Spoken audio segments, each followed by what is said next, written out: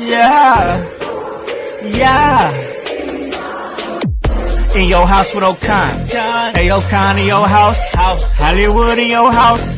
Hypocrisy's head in the clouds. Curating all kind of loud. Wrestling in front of the crowds. Paragon's holding it down. Anybody can get it. Josh Joseph standing on his decisions. He is the voice. There is no choice. We as them boys in your house making wrestling noise. Moving fast just like cruiserweight action. In your house is the perfect distraction. Pumpers in your ears when you in traction. Get this work with some wrestling action. Smooth.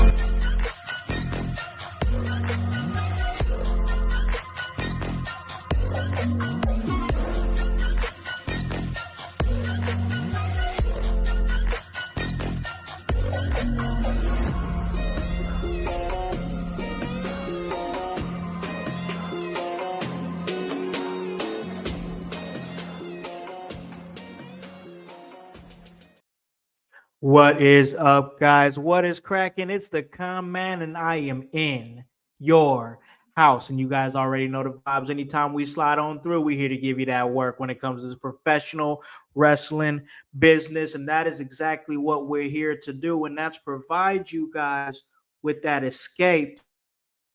So give us here in your house an opportunity to give you that escape and entertain you by giving you that work when it comes to this professional wrestling business. And it is Wednesday, ladies and gentlemen. And I know a lot of you guys are feeling a whole lot of different ways. I know it. I can see it. I know the elephant in the room. Boom, boom, boom.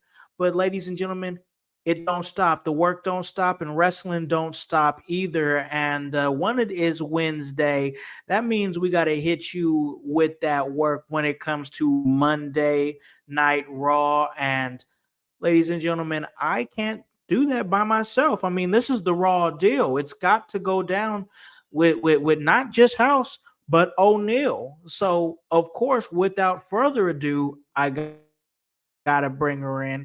And that is, of course, producer, ring announcer, commentator. I mean, she is a backstage correspondent, a woman of many talents. That is Annie O'Neal coming back here on the Raw deal. What is up, Annie?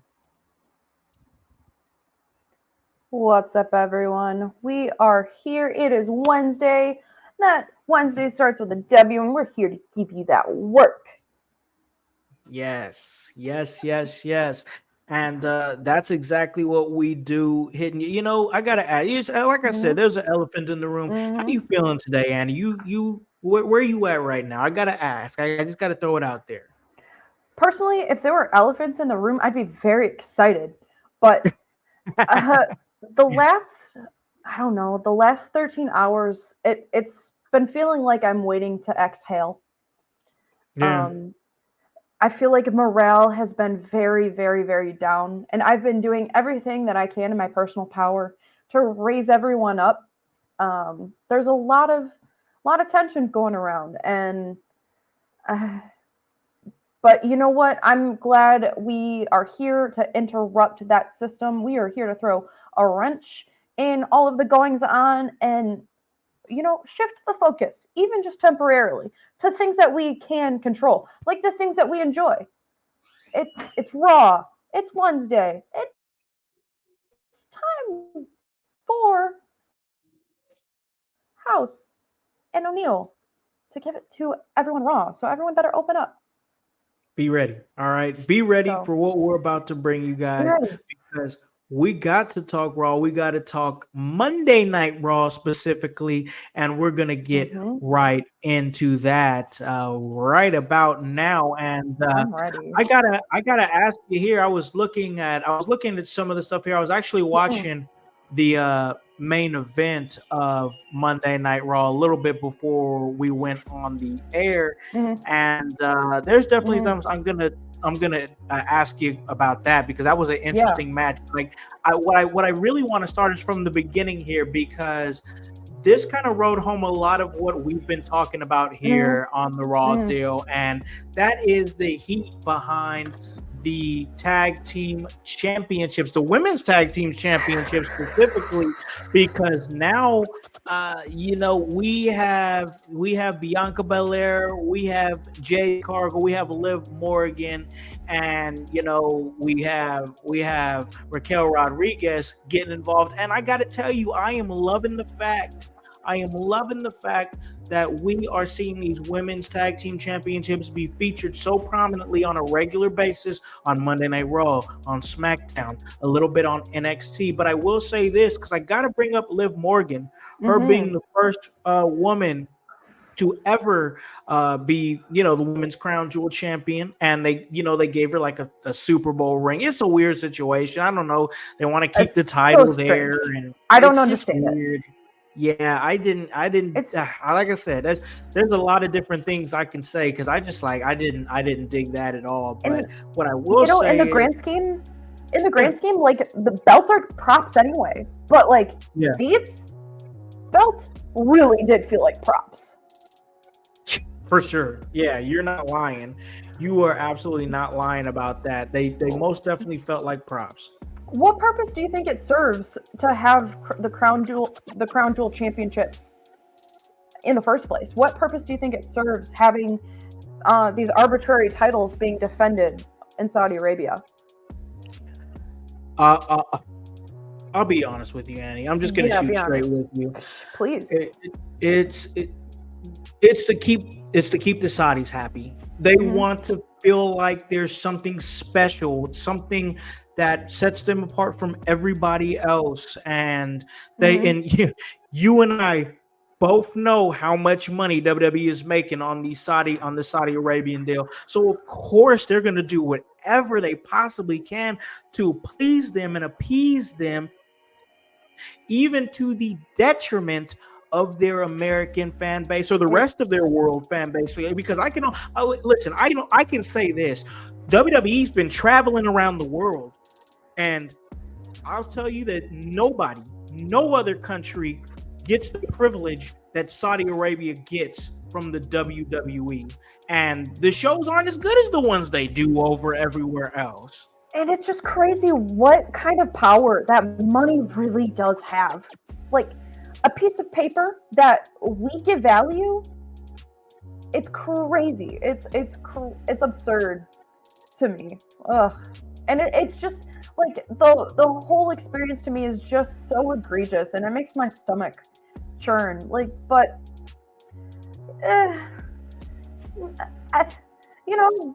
Cream, get the money. Cash rules everything around me. Like, it applies. Cream, get the money, dollar bill, y'all. You know the vibes. Dollar bill, y'all. Yeah. So, I was even saying with the fellas on the Sunday house party, I told them this was a couple weeks ago. Kind of looking past the Crown Jewel show, like, just because I know, and I think we both know, if you remember last year's Survivor Series and War Games and everything, you had the return of Randy Orton. Not only that, you had the return of CM Punk to the company after 10 years. So we know that they're treating Survivor Series in a way that it's always should have been treated. And what is it? It's one of the big four pay-per-views. So you feel like with it being a big four, SummerSlam was massive, a great event, a lot of change that came from SummerSlam. WrestleMania, obviously, that doesn't even need to be said. The Royal Rumble was an event in its own. There's nothing like the Royal Rumble.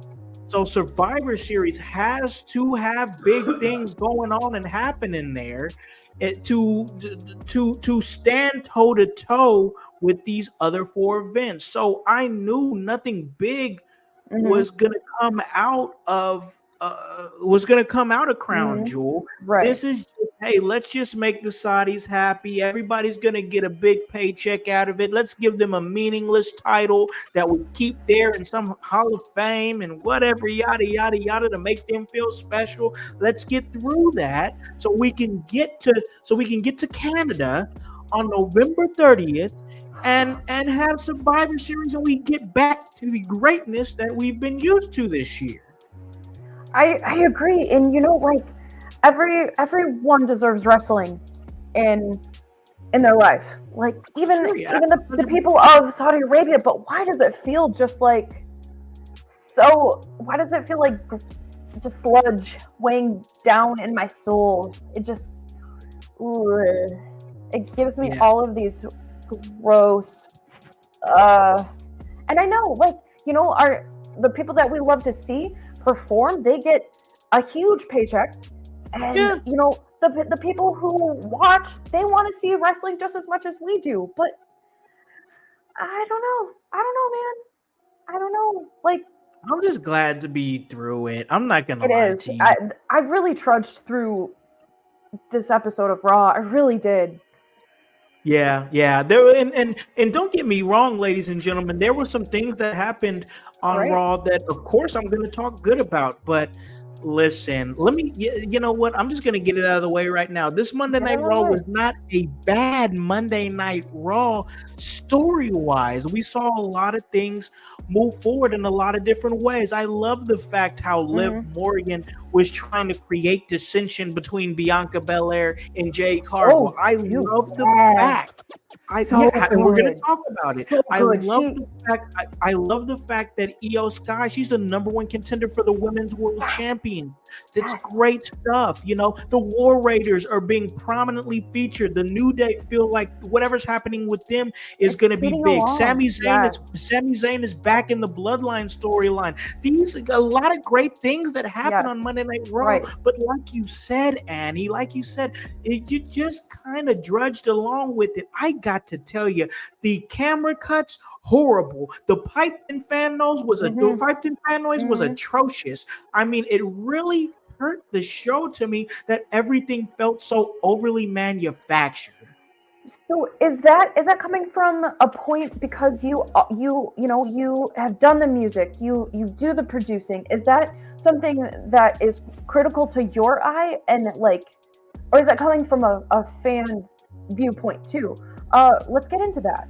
Why do you think that was so manufactured, and why do you hold that opinion? So I'm glad that you said it the way that you said, because like anybody else that might have watched this that hasn't done anything in production or editing, like I have, like I've edited wrestling shows for companies. Like this is something that I've done in the past, like whole shows. And like even when I did it, I was like, there were some things I could have done better. So I'm critical. Yeah, but absolutely. some of those hard cuts on like during the Bloodline promo with Sami Zayn and everything, it just was just corny to me. It was corny. The piped in fan noise, you can tell it was piped in. It was just so because like they would be chanting things and then you look in the crowd and nobody's saying anything. You don't see it, doesn't, the noise that you're hearing doesn't match the crowd, and it felt like lazy, because it was like, the people that are watching TV aren't going to notice that. I noticed, and it really took it away from me. It was bad. It was bad. And in that case, why not just let it be what it is? Not every moment has to be over the top entertaining, because it's peaks and valleys. It's peaks and valleys, it ebbs and flows. Just let things be what they are without trying to treat the viewers like there's cognitive dissonance going on. Like, we can see, like you said, even if a fan doesn't have the critical ears and eyes that you have, like, they can understand, like, wait a minute, that excitement doesn't match the mannerisms of people in the crowd. So, just, and why do you think? What do you think the decisions were behind that production choice? Okay. So in order to really give you a real answer to that, I'd have to be backstage with them, and obviously I'm not. But WWE is hot as it's ever been. I mean, it's hotter than I remember it, and and I'm not exaggerating here, in like the last 15 years. I mean, it's crazy. It's crazy. Yeah. The new fans I'm seeing are crazy. And like they go to these, like, look at Backlash Puerto Rico. I mean, come on. They were incredible. France, incredible. Australia was great. Canada has for a long time been known as Bizarro Land because they cheer who they want to cheer, not who WWE tells them to cheer. Yes. The UK is always great. Yes.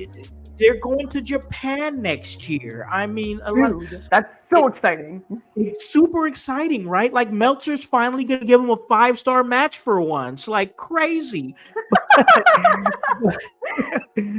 But I just think it's the case where Saudi Arabia is a location that feels like it's lost in a time warp of some kind. I mean, I don't know if you remember, but when this first started, this whole deal with Saudi Arabia first started, and I shit you not, they asked for Undertaker, they asked for Ultimate Warrior, they asked for Yokozuna.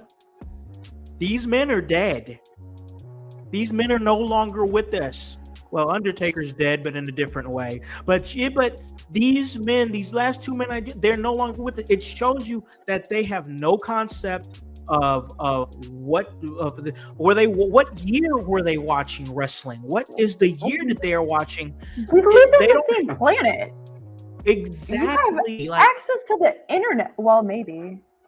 I don't know. I couldn't tell you. I couldn't tell you. I honestly don't know. I know like there are so many custom differences. It's so absurd to me. Like the men are dressed half naked, and the women come out in full on jumpsuits, bodysuits. Yep. I just found that really ironic. Like, you know, I get it. It's their custom. I know that there are differences, obviously, but I just think like one of these things is not like the other. So, whose nudity are we more comfortable with? Yeah, it's weird, right? It's just weird. So, I like I said, I think they wanted to ultimately answer the question that you asked. I think they wanted to make it seem like Saudi Arabia is like those other countries, when really, like, bro, you're not anything like those other countries. You just bought the downloadable content. Like if you play NBA 2K, you just bought VC. All you did was you bought VC. Like you got, like, seriously, what is it on Fortnite? You just bought V-Bucks. You're not as good as you think you are, but they had to make them seem like they were good, and that's what I think it was. And like I don't reject anything like more quickly enough when it's served on a plate and it obviously is on an appetite. Like, you know, like, here, we're going to force feed you something that's not real. It's synthetic. Yeah, and it's just like, and I bet, and you know, I could only imagine they're telling them all this kind of stuff, like the Prince. Oh, you guys were great. What a great crowd, best crowd. Blah blah blah. No, you guys aren't even the third or fourth best crowd. But you know what? You paid to feel like that you were. So good for you. You know. Well, money buys almost everything except authenticity, because you can't buy what's, like, you know, like a BBW or BBL. Like, yeah. Nothing replaces the real thing, okay? Facts. No one, like, Facts. You can try, but some things you're just born with. Yeah. Most definitely. Uh-oh. You said BBL, so I have to. You're on point with the music, sir. That's all right, it. damn straight.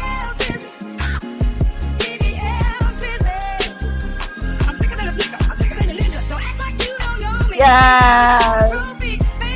That's what we need. We need a dance break did real it. quick. Dance break. Here we go. I felt it Here in my we go. soul. I felt it in my soul.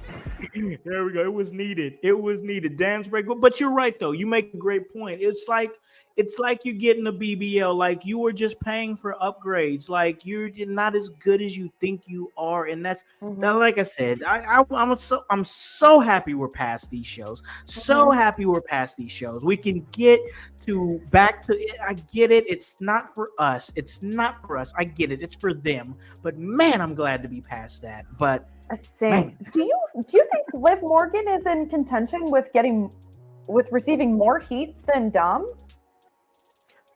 That's a good question because I don't. Wow.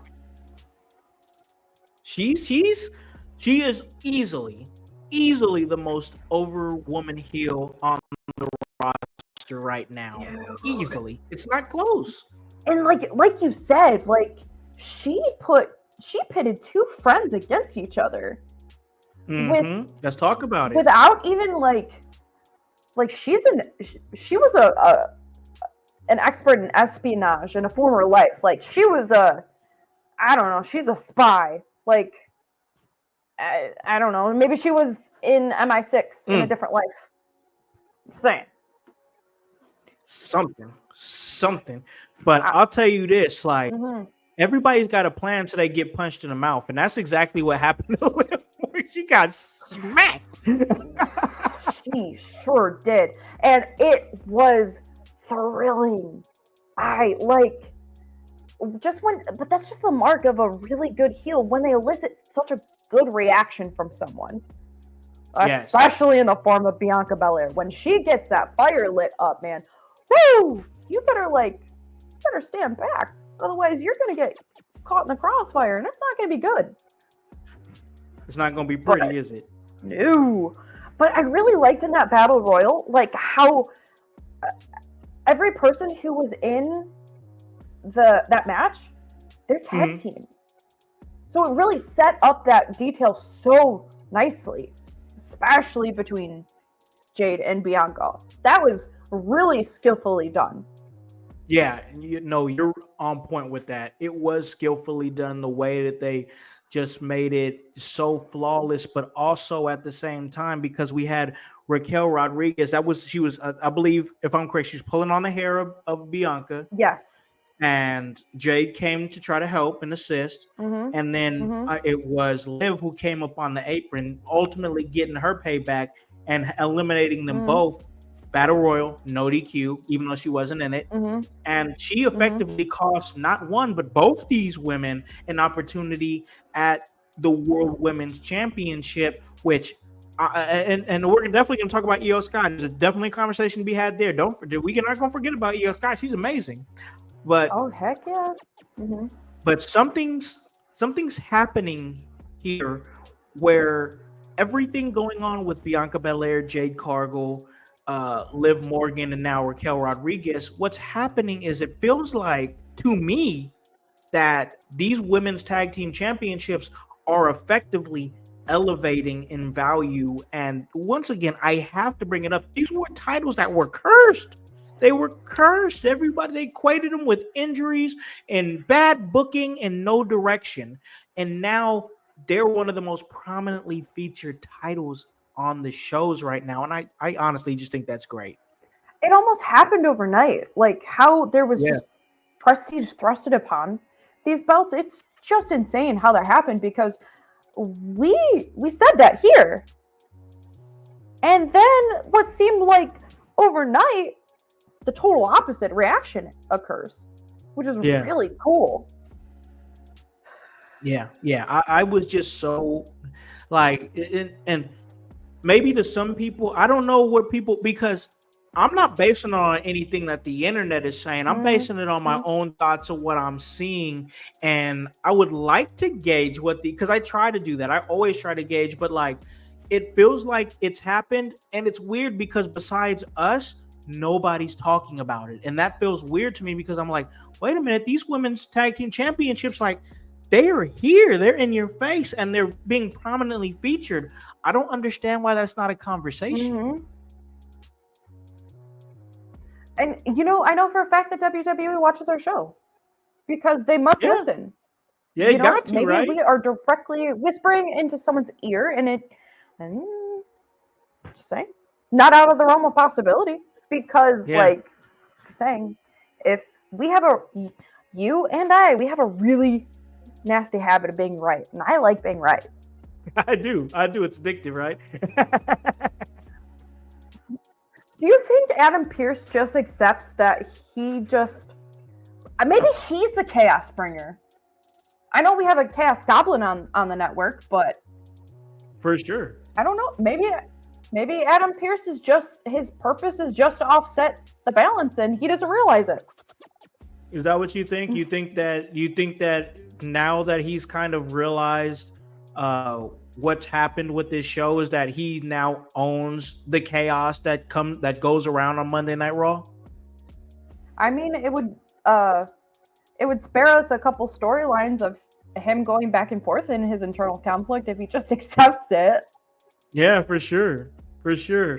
I think he's already done that work. I mean, Sure. it really feels like, and while we were talking about Pierce, because I mean, I was lightweight, not for real. Like, you guys, y'all gotta feel me. Like, I wasn't really calling for this man's job, but in storyline, I was calling for this man's job because I'm like, bro, you got no control over your roster. And he's effectively owned it. He owns the chaos that goes down on Monday Night Raw. As a matter of fact, he's gone as far as to make it Monday Night Raw's identity that you never know what's going to happen. There can be complete and utter chaos. And you know what? I'm not mad at that at all. It makes it that much more interesting. Like, what? We thrive in chaos. That's why we watch. If there was order, it would be boring. It would. And like you said, you're not calling for. He's playing a character. He's playing an arbitrary character while he's also making money for his family, his real life family. He's showing up and doing the job. Yeah. And I think it's hard because wrestling fans don't have the gift of discernment. Like, we watch to be entertained. We watch to feel things. Not because we actually want bad things to happen to these people. It is my goal to work alongside these talented people one day. Yep. So, for sure. Yeah, I don't want to wish misfortune on anyone. That's not cool. No, but I like chaos. But though. I really like chaos quite a bit.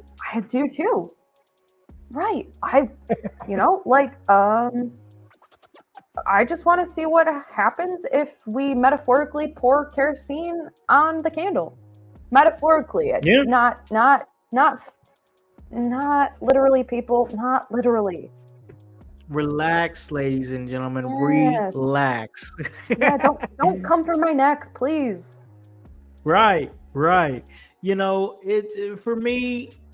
We talk about the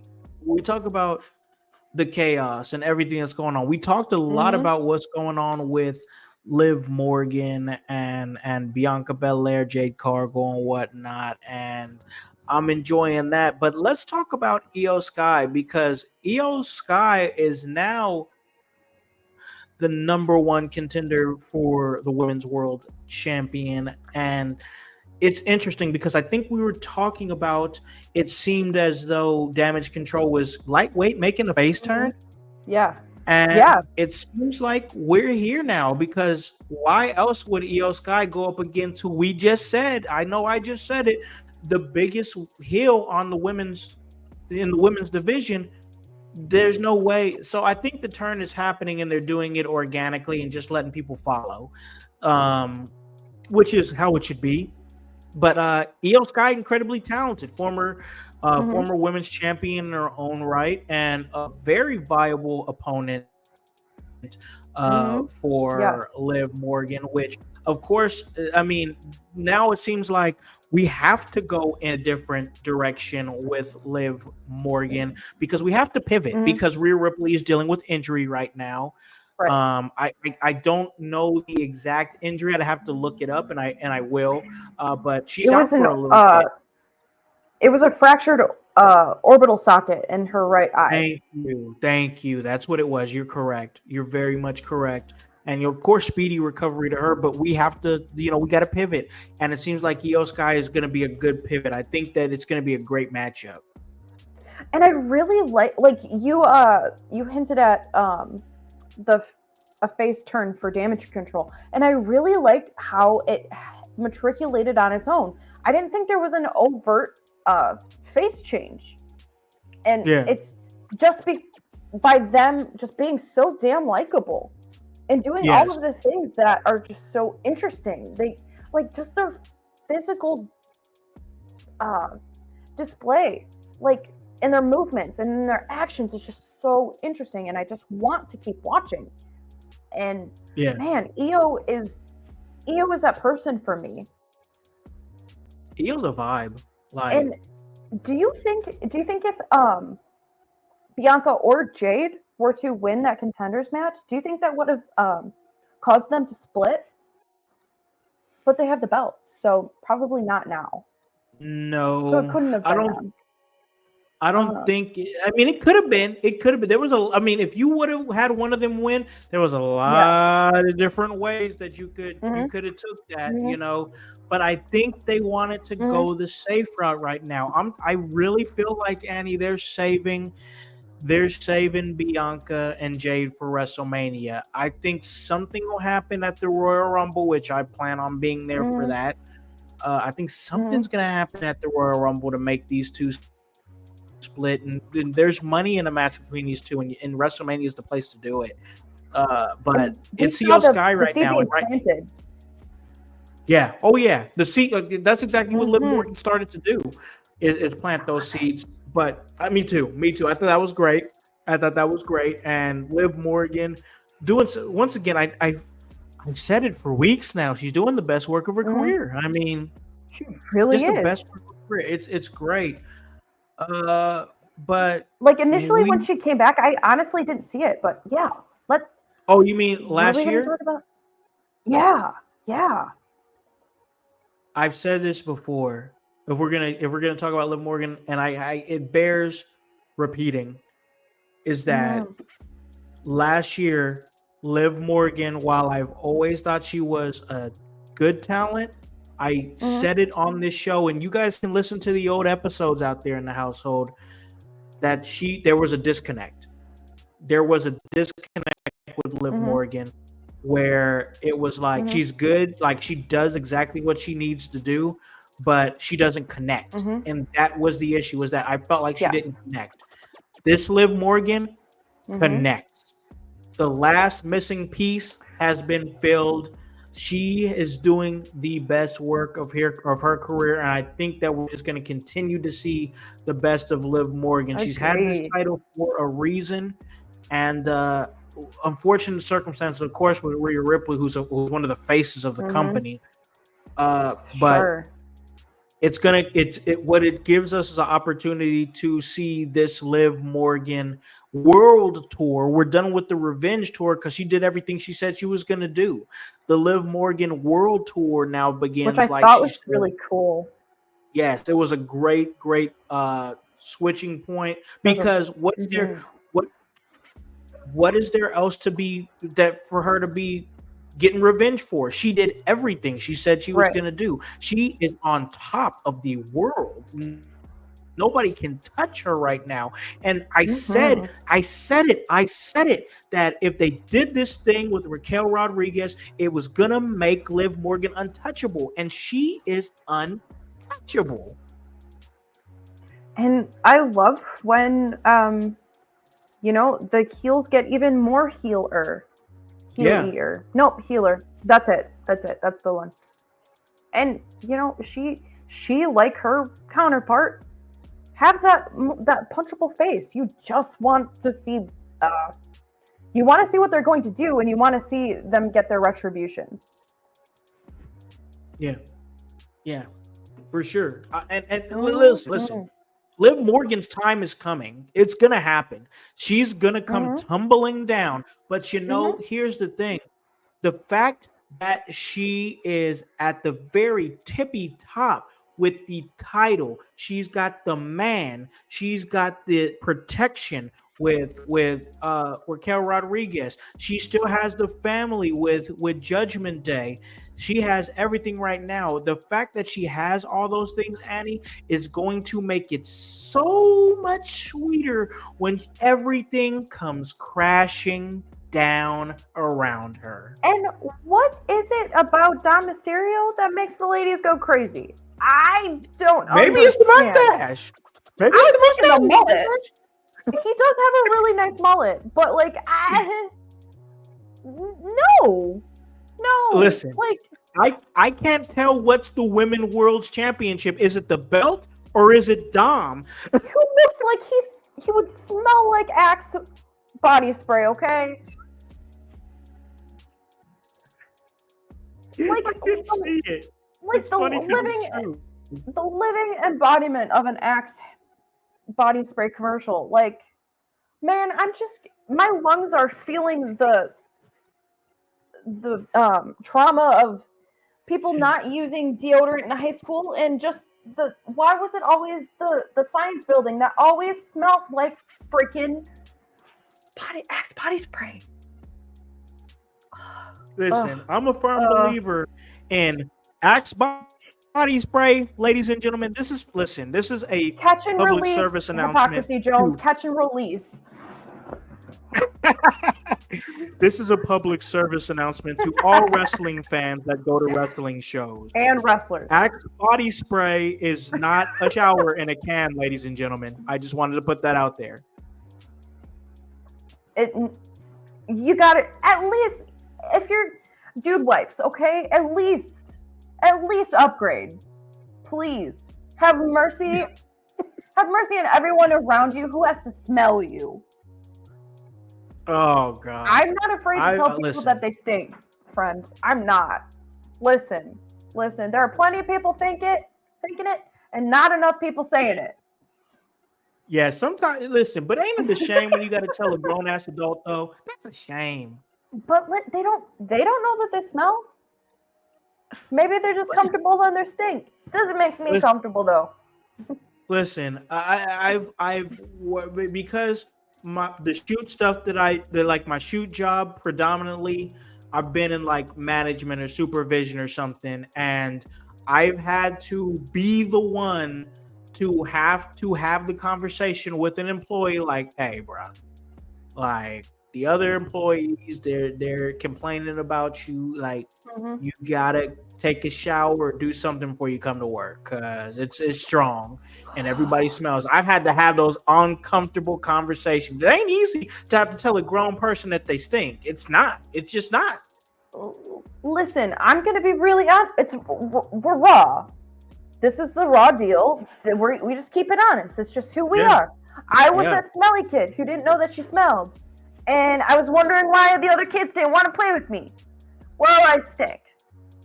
And I'm so glad and so grateful for the person, the teacher, who told me that I did because I can't smell myself. Other people can.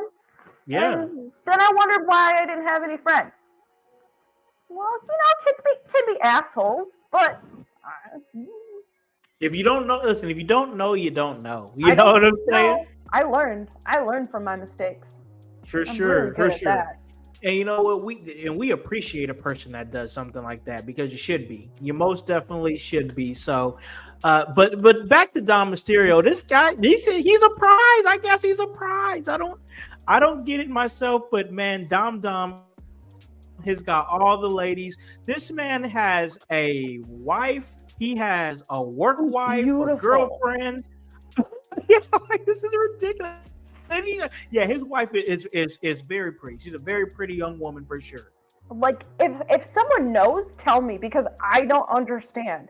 I just see the, like, if Dom was that person who went to Hogwarts and then he was transfigured into from a rat into a person. That's Dom Mysterio to me. Yeah, Like I that's see the totally beady little him. eyes and the stupid little smile. Like he's non-vertebrate. I'm telling you. Wait, rats they're vertebrate. I love it. I love it. No, you're right. You're on point. But listen, Dominic Mysterio has a quality about him that the ladies just absolutely love. Dominic Mysterio. I mean, it's crazy to think. At this point, I don't know if you remember or if you ever watched Flavor Flav's The Flavor of Love. Of course, I love trashy TV.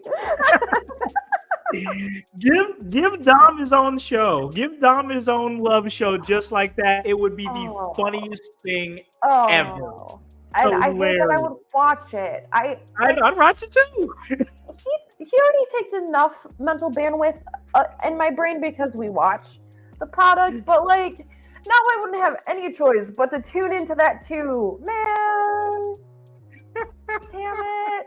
That's It's a good funny. idea. Remember, It you heard is it here first. right Give here the man on credit. It's due. I love it. I love it. But listen, we're talking about we're talking about love and whatnot. We got to talk about a different type of love, and I don't mean the love between a man and a woman. I mean the love between brothers, and those brothers are Jimmy and Jay Uso. And I got to tell you, Crown Jewel was a situation where I watched it, checked it out, and we're not gonna. I've already talked about it like twice already. I'm not gonna keep breaking that show down, but one thing I will say is that in this configuring or reunion, like that, there it is, reunion of the OG Yeah. bloodline, there's still dissension. And the lesson that we've learned, and that I definitely learned from Crown Jewel, is that a well-oiled machine, it doesn't matter if you're the tribal chief, it doesn't matter if you're main event Jay Uso, a well-oiled machine is going to beat dissension every single time. And the Usos, Sami Zayn, and Roman Reigns, they need to figure this out, because the Bloodline 2.0 is dominating, and they showed that they were the dominant faction at Crown Jewel, and they've got to figure this out. What do you think about that segment with Sami and the Uso brothers? First off, awkward. Yeah, like the unit has to put their differences aside and get to the heart of the matter. Otherwise, the Bloodline 3.0 is gonna just run rampant. It really, really, really is. Hello, Cher Ellis. But yeah, ooh, man. And I don't trust Sami. I don't trust Sami in this at all. And as diligently as Jey Uso worked to get himself out, he's being dragged right back in. Wait, he went in head. He's back in their head first. Tom Petty free falling. Yeah, yep. Free falling. Exactly. Exactly. Yes, but you're right. He's right back in there. And I got to be honest with you, while we're on that subject, I'm concerned. And the reason I'm concerned is probably not for the reason that you might think when it comes to this, but I'll just put it right out there. I'm concerned because Jey Uso has become such a star in his own right. I'm fearful that he's good. There's nothing wrong. They're one of the greatest tag teams of all time, the Usos. But I feel like they've done everything they can do together. And Jey Uso has become such a solo star in his own right. I hope we go back. I really do. Because I don't want him back in this tag team when he was, damn it, he was mining gold. He was mining gold. And you know what? He doesn't need Roman Reigns. He doesn't need his star power. because Jay has exploded into his own supernova. He really has. And, like sometimes rearrangements are made because other people need to benefit from that star power. But I'm just like Jay Uso, he was so magnetic on his own. But I really hope that just getting lost in the bloodline fray, I really hope that it doesn't offset what he worked so hard to do, even after losing the Exactly. IC belt. Yeah. Because I think that put him into a whole entirely different lane. Yeah. Yeah, I agree. I totally agree with you. It just, once again, I'm concerned Mm-hmm. because I know they're a great tag team, and Yep. it was, it was nice to see shades of the Usos again at Crown Jewel, Mm-hmm. but like, no, nah, bruh. Like, I want to see Jay do Jay things, and the like him having the IC title felt good. It felt right, Mm-hmm. and I get why they made him lose the title, especially when it was an eye for eye, and they eventually made Yeah. the Bloodline lose their tag team championships Mm-hmm. because of Jey Uso. I get it, but like, I wish it would have ended after that. yeah, I just, once again, I get it, because let's see the vision here. The vision is we're going into War Mm-hmm. Games. That's what we're Right. going towards. I Right. mean, it's gonna be Bloodline Civil War games. That's exactly what we're looking at. And I'm okay with that. I'm Yeah. fine with that. I think it's going to Yeah. be awesome. I think we're on the collision course, Annie, to Solo Sokoa, the tribal chief Solo Sokoa, uh Tongaloa, Tamatonga, Jacob Fatu. I love you, Solo. I love you. And they're going to be going up against Roman Reigns, the Mm-hmm. OTC, main event Jey Uso, Jimmy Mm-hmm. Uso, and the return of the honorary Uso, Sami Zayn. Can I And I also think that's what we're going to ask you see. another devil's advocate question? Mm-hmm. Do you think that storyline could have possibly moved along without Jey Uso involved? That's a good question. I know I have really Man, good questions. Yeah. that's a damn good question. So numbers wise, let's just break it down Yeah. numbers Yeah. Yeah. wise. No, Yes. because Mm-hmm. who are you going to bring into this storyline that's going to make sense besides Jey Uso and Sami Zayn? Mm-hmm. And I do think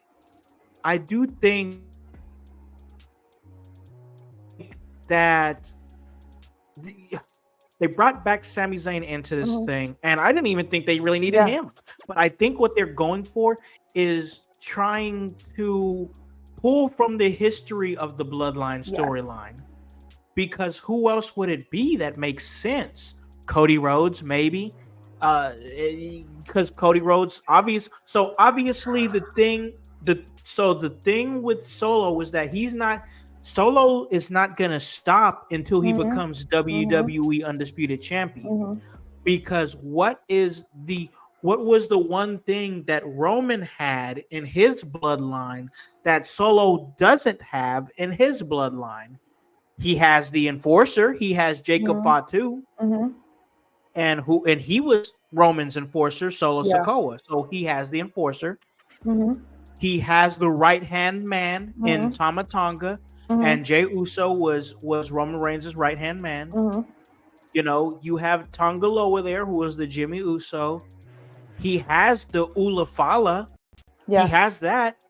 What's the what? Okay, there's two things. There's two things that Solo Sikoa is missing that Roman Reigns had, and Mm-hmm. that is the WWE Undisputed Championship and a wise man.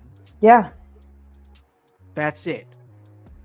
So he dispatched the wise man, Mm-hmm. and we haven't seen Paul Heyman since. Yeah. True. So he felt like he had the wise man. He decided he didn't need that. But what he has never had that Roman had is the WWE Undisputed Championship. So to ultimately answer your question, numbers wise, there was really no way you could do it to make sense Mm-hmm. besides bring Jey Uso back, and then storyline wise, nobody else would have made sense. So like this story would have been at a weird juncture without Jey Uso, to be honest with you. And I have another outlier. What kind of part do you think Hikuleo is going to play when we inevitably see him? We've been talking about him for weeks. My question is, when do we see him? And when we do see him, what side is he going to be on? Maybe They War Games? tried to go. Yes, that's a strong possibility. Because here's the thing, I don't think we're going to see Hikuleo on NXT. I just I don't. don't think so either. And the reason why is because they tried that with Solo Sikoa. He was in NXT for a little minute, and what happened? Yeah. They fast tracked him to the main roster to be a part of the Bloodline storyline. Mm-hmm. Why not just cut out the middleman with Right. Hikuleo? Don't even do that, because they had to do that weird thing. Because remember, when Solo came up to the main roster, he was the North American champion, and they quickly took that title Yeah. off of him to bring him up to the main roster. We don't want anything like that with Hikuleo. Just bring him up to the main roster and Right. just do it directly, just like you did with the Right. Gorillas of Destiny and Jacob Fatu. Yeah. Make that transition as seamless as possible. You have to. Is he Samoan You or is have he to. Tongan? You know what? I would have to look into that because Mhm. I don't follow him enough to Sure. really Sure. know. I know he's done a lot of great work with like New Japan Pro Wrestling Mhm. and whatnot. Yeah. But I'm not for sure. So Hikuleo, he's okay. So he is Tongan. Mhm. He is, yes, his brother is Tamatonga. His cousin Mhm. is Tongaloa. So yes, Hikuleo is in fact Tongan, but that Mhm. doesn't really give like that doesn't tell me, that doesn't give me a clear cut spot to like, oh well, he's going to be with Mhm. Bloodline 2.0 just because he's Tongan. No, I think that there's still a reality where Hikuleo could still be a part of the original Bloodline and possibly even be the new enforcer for Roman Reigns. Mhm. It's a possibility. And I like that we obviously don't know yet. There's so many Yeah, different things that are just intriguing. So yeah, it's going to be interesting to see what comes out. for sure. Before Survivor Series. I can't believe it's almost here. It's And the house almost party too. Oh my god. Oh yes. my god. This has been in the works for how long? It's been in the works for a while, and that is the house party Yeah. right here. Live music, live podcast, independent wrestlers. I mean, a whole lot of awesome things. So many prizes going out. And here's the thing, ladies and gentlemen, we're going to be doing our live podcast, doing all these giveaways from 2 to 5 at Outhouse Records, and that's going to be great. But we did get word that the show is going to be starting at 5:30, and that's going to be Survivor Series War Games. And Well, we do games. War Games, You guys do. and we You and Hypocrisy Jones do it way better than I can. Can you do it hey, again, that was please? pretty. It was pretty good. Can you? War Games, Yes. Fired up just and thinking about it. we got the green light that we're going to be able to go down the road from Outhouse Records to the Coterie, which is a local bar there, and we'll be watching Survivor Series War Games right Cool. there. So if you guys want to Yeah. migrate with Team in your house, come with us as we talk and give you everybody that is going to be there. Myself, the voice Josh Joseph, Hypocrisy Jones, Divinely Designed Annie O'Neal, and the Chaos Goblin Kevin Calloway. We're waiting, ladies and gentlemen. We're waiting for that live podcast to give you all of our predictions 4 Survivor Series War Games, and then we're going to migrate over to the Coterie, and we're going to watch War Games with you guys, the household. It's going to be great. Come join us for an awesome time. It's going to be a movie, ladies and gentlemen, for Survivor Series, and that's going to make this road there even more interesting, because I have to ask you this. The Sami Zayn, who Jey Uso said it himself. He said, "Hey, I was wrong. You are family, bro. I'm inviting you over to SmackDown to talk to the OTC, and let's try to hash this thing out." And that's going to make SmackDown very interesting, but I got to get your thoughts on that. This is combustible element, because even Roman's still working through his ego right now. It's an interesting thing to see, because he's still not really down with the fact that Jey Uso is his own man. SmackDown's going to be interesting. What do you think we're going to see? Oh, I smell a rat. Con, I smell a rat. I don't like it. You know, Okay. I gotta go with what my gut's telling me, and it's things aren't boding well for Sami Zayn and in my head. I had a very reaction when we saw him talking to Solo Sikoa. So, and Oh yeah. but I feel like, one thing that I really do feel like is the Achilles heel of Jey Uso is just seeing what we want to see in someone. Just because we want to see what we think someone is doesn't make it true. I almost feel like he's gaslighting himself.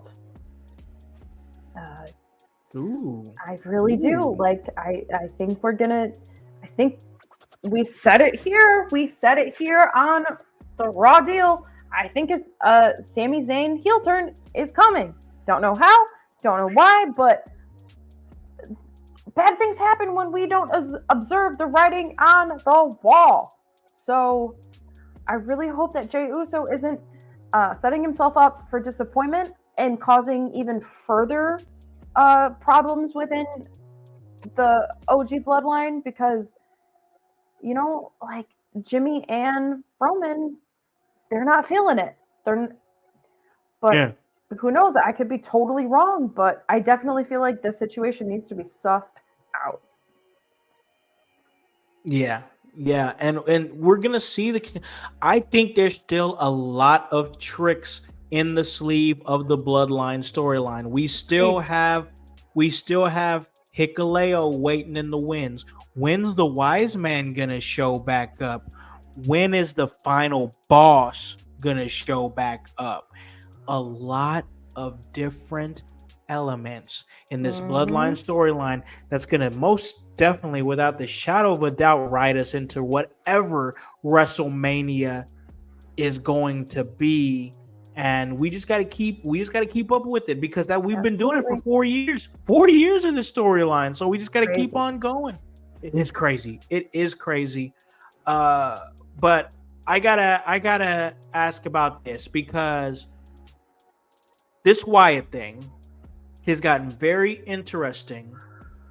They did, we saw that Miz got kidnapped. We saw some old footage of him with Kurt Hennick's son, Michael McGillicuddy. I think it was Curtis Axel. Yes, Curtis Axel is what he was calling himself at the time. And then Bo Dallas. And that was the tag team that they were, the B team, and they were flanking the Miz at that time, and that makes sense. And man, I gotta tell you, that video of Miz being kidnapped by them, the disturbing footage, Uncle Howdy coming in, and then he was basically saying, him being the Miz, he said, "Hey, I'm not with the Final Testament. I don't got nothing to do with none of that." But and it didn't matter.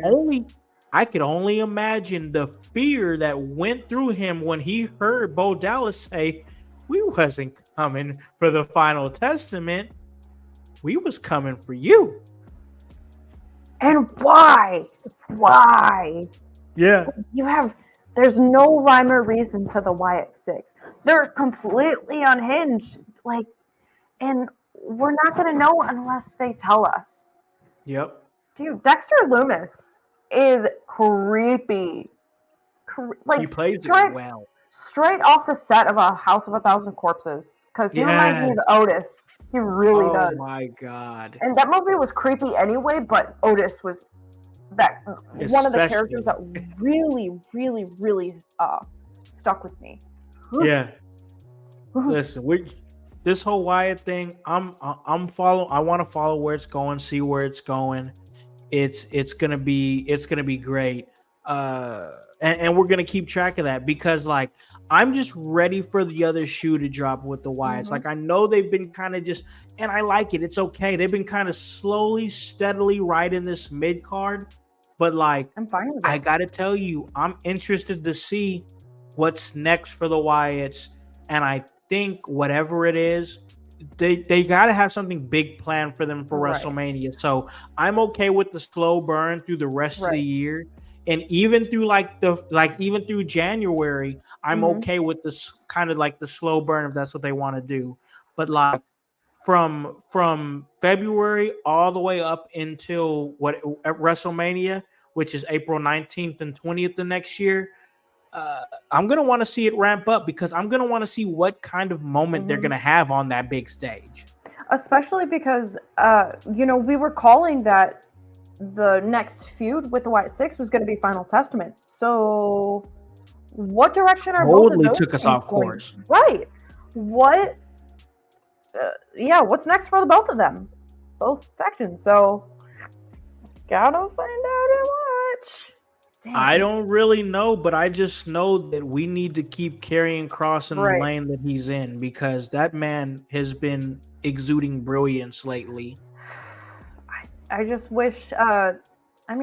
He doesn't need the Final Testament. If he was just the Final Testament carrying Cross, that would be really cool. Even keep him paired with Scarlett. Yeah, him and Scarlett. I love me some Scarlett. She's awesome. The fact that she's not wrestling is crazy to me. She can go. Why not? Oh, I know it. Why not? So I'm not for sure, but I want to keep following that, just because I do think that I truly think that you have a compelling character with Karrion Kross that's coming up. And this was a very interesting night. I mean, you had R-Truth telling Damian Priest that he was sorry that he kicked him out of the Judgment Day. I mean, this man is just constantly confused. I love it though. You can't make me hate R-Truth. So that happened in the show. You know what? He's always happy. Yeah, I love it. Why not? Sometimes I want to be whatever R-Truth is on. I want it. I know that man is. Fill my what cup, do the kids please. call it? The kids said Delulu. That man's Delulu. I'll have two of what he's having. Yeah, for sure. Yeah, because he's always good. No matter where he's at, no matter the situation, he's good to go. So I love it. But before we ride off into the sunset here, we got to talk about this main event, because this was a big main event with big implications.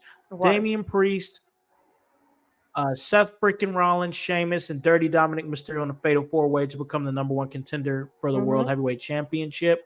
I know a lot of people were kind of, at least I believe, people in our group in the house and team in your house. I believe it was Voice and I think Hype was both on that train.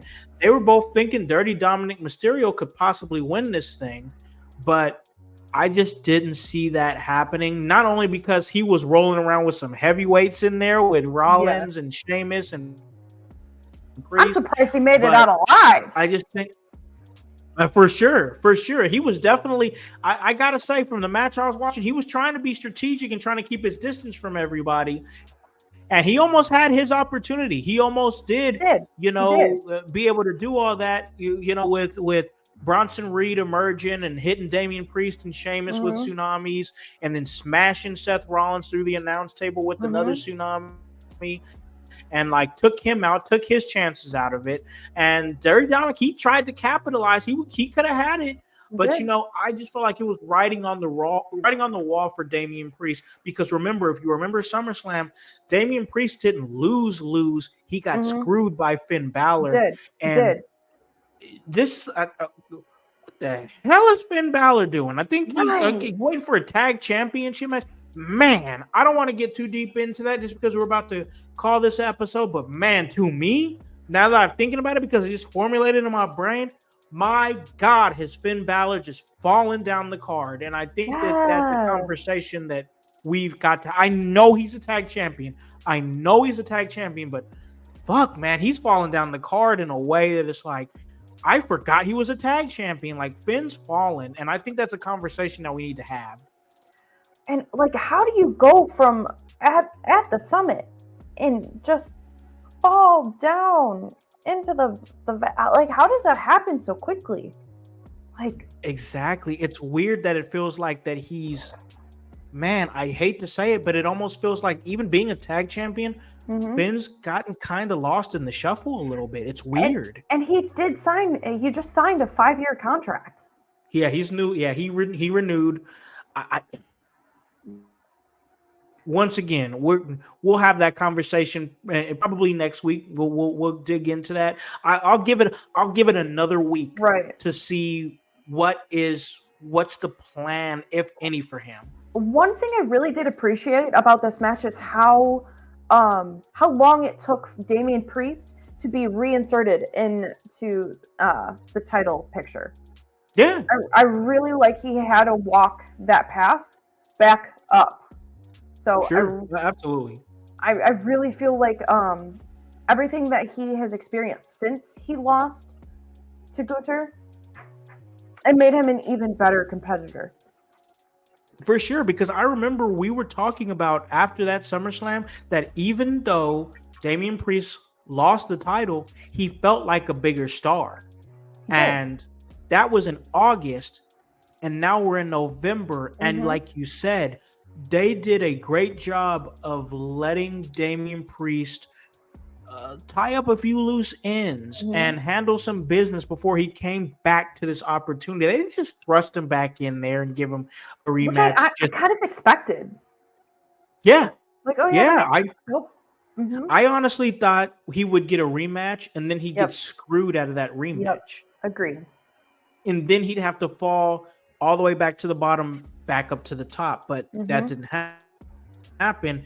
And now we're seeing him. And the question is, when will this title match happen? Because I think we know that we're going to see Bloodline Civil War games. And then we're going to have a women's War Games match, which I don't even know what the formulation on that is right now. I could not tell you. But it feels like that could be a good spot to have Gunther and Damian Priest. Is put it on that card and help fill it, because if you're gonna have two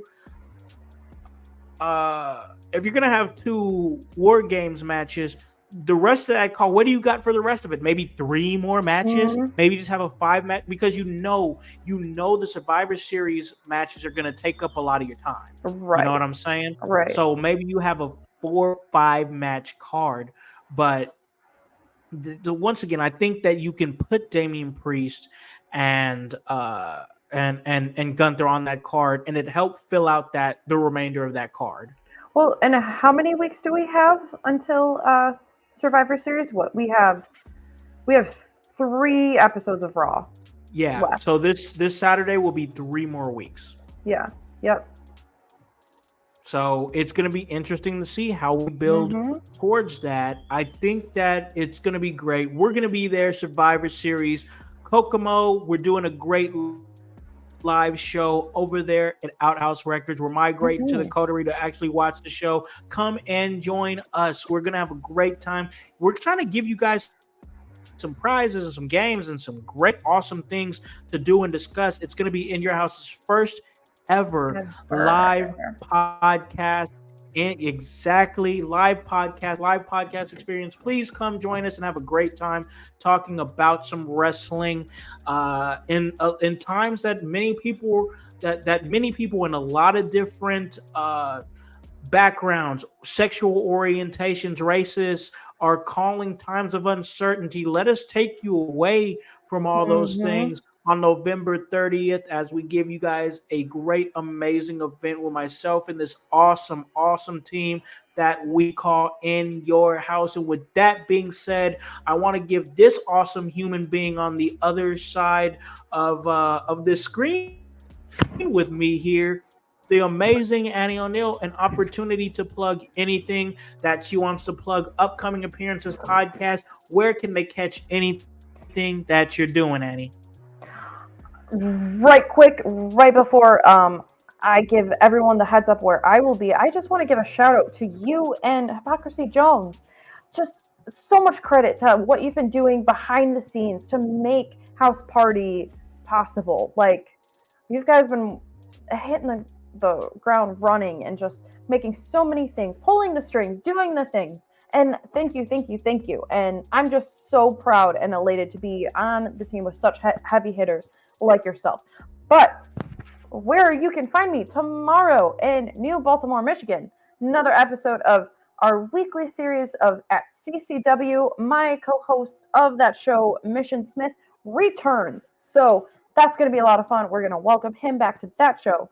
On deck for Bumping and Thumping, I have the Lycan, Alex Lynch. He will be sitting down for me. We'll see if he's a rabbit or not. He's a Lycan. I can't wait to see what's going on inside that brilliant mind.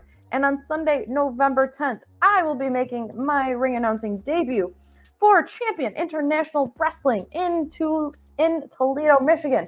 We're taking over the Midwest state by state. So, Ohio is next on that list, and I'm so excited. All right, friend, I'm going to turn it over to you. What's going on with you? Man, you guys know where you guys can catch me at by now. Right here, doing my thing at In Your House, making sure that we're giving you guys top quality content. I know, I'm supposed to be talking about the things I'm doing, but I want to talk about the people that I work with, and that is some pretty amazing people, whether it be Monday, the voice Josh Joseph, ECW historian, Grunmeister, and Kevin Calloway, amazing people.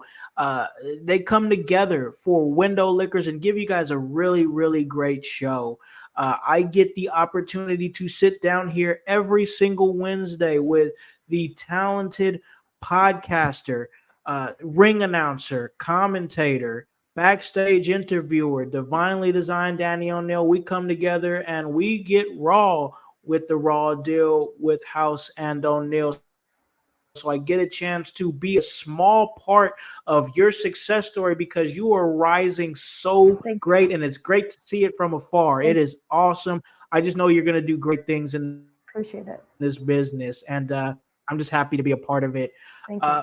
Friday, I get a chance to sit down and have that opportunity to go back in time, hop in the time machine, and go back to the 90s for a little ECW watch along series, ECW hardcore television. Myself and the voice Josh Joseph, we get extreme and we talk all things ECW. Then on Sunday, I get a chance to hang out with Grunmeister. I get a chance to hang out with Voice. And then I get a chance to hang out with Hypocrisy Jones, part of the notorious Kokomo press page and podcast, comedian, just actor. I mean, this guy's doing everything. I mean, he does so So much. talented. Hypocrisy, he's super talented.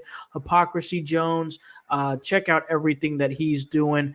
Then we got it, guys. You guys asked for it, and it's coming back. The new episode of Dear Pro Wrestling will be dropping tomorrow evening, Thursday evening. You guys will be getting that again. And the very talented Emerge World Heavyweight Champion, comedian, and man, great professional wrestler, Paragon, the world's most dangerous podcaster, comes together with the Chaos Goblin, educator, pro wrestler Kevin Calloway, and they give you guys breadcrumbs, little pieces of information to help you guys. This isn't for they're not talking no Monday Night Raw. They're not talking no AEW. This is for any of you guys out there that listen to this podcast and you are an aspiring professional wrestler.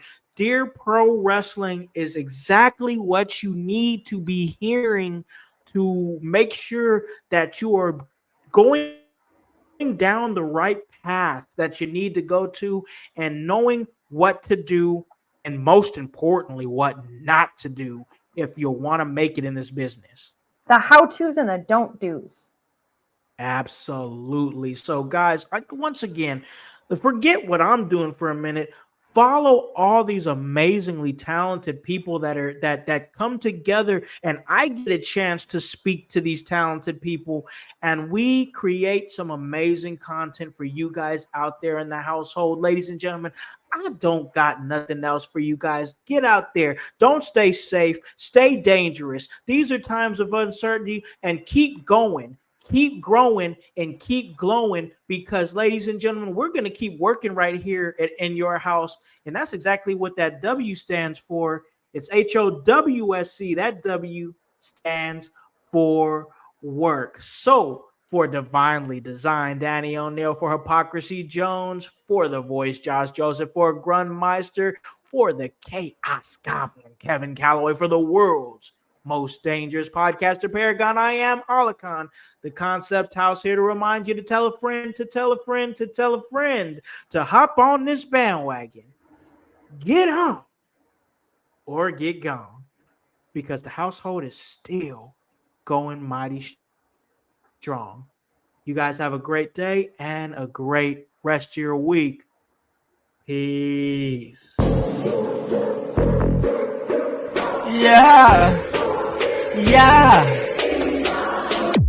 In your house with O'Con.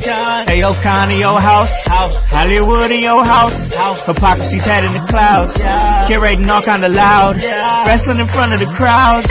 Paragon's holding it down. Anybody can get it. Josh Joseph standing on his decisions. He is the voice. There is no choice. Wheels them boys in your house making wrestling noise. Moving fast just like cruiserweight action. In your house is the perfect distraction. Pumpers in your ears when you in traction. Get this work with some wrestling action. Smoke.